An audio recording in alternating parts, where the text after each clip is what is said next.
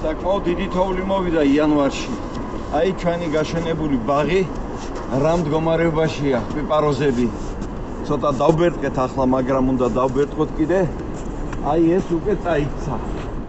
ახლა ჩვენ ეს დავბერტყეთ ნაწილობრივ, მაგრამ ამისი ფეხზე დაყენება ახლა შეუძლებელია. და როგორ უნდა გავაკეთოთ? როდესაც ეს თოვლი გადაივლის, ჩვენ ვთხოვთ ახლოს მოიყვანოთ კადრი, ჩვენ ძირი უნდა მოვრწყათ, დავატენიანოთ, დავარბილოთ ფესვები და შემდეგ მეორე დღეს, როცა პირველ დღეს წყალი მივცეთ, მას დრო უნდა იმისათვის, რომ დაარბილოს. და როდესაც ფესვები დარბილებული იქნება, ნელა-ნელა უნდა დავაყენოთ ფეხზე და უნდა მივაკრათ რამეს, ან ძლიერ სარს, ან რამე თუ არის, რომელზეც მიკვრა შეიძლება. აი ასე და გარკვეული დროის შემდეგ, თქვათ, ერთი თვეც კი საკმარისია იმისათვის, რომ იმან უკვე თავისი თავი აღიდგინოს. აი გათოვლილია ძალიან, პირველ რიგში ყურადღება უნდა მიაქციოთ წიწვოვნებს, აი სოჭია ეს ახალგაზრდა სოჭი. პირველ რიგში ასეთ სცენარეები და აი ფოთლოვანი კიდევ წყავი, ნახეთ როგორ დღეშია წყავი. ამიტომ პირველ რიგში ეცადეთ, რომ დაბერტყოთ მარადმწვანე მცენარეები. იმ შემთხვევაში, როდესაც თოვლის შედეგად თქვენ ბურთის ფორმის მქონე მცენარე გადაგეშლებათ, ანუ ფორმას დაკარგავთ, აი კონკრეტულად წყავის შემთხვევაში.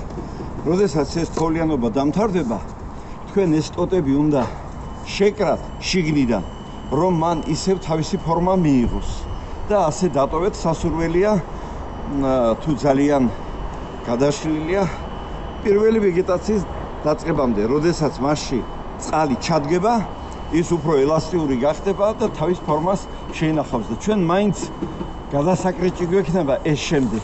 აი ეს გაზაფხულზე უნდა გავგრიჭოთ ეს ფორმა, რომ მივცეთ ისევ თავისი. ამიტომ, როდესაც ამას შევკრავთ, წყალს აიღებს, უფრო ადვილად დაექვემდებარა ფორმირებას და მერე ამ თოკებს შეხსნით თქვენ. მარებაშია პიპაროზი. ეს კვერცხისებური ფორმის იყო, ფორმა დაკარგა. იგივე უნდა გავაკეთოთ აქაც. ანუ თოვლის ჩამობერტყვის შემდეგ ეს უნდა შევკრათ, მივცეთ ფორმა, ვაცალოთ გარკვეული დრო და მერე მოხდება მისი ფორმირება.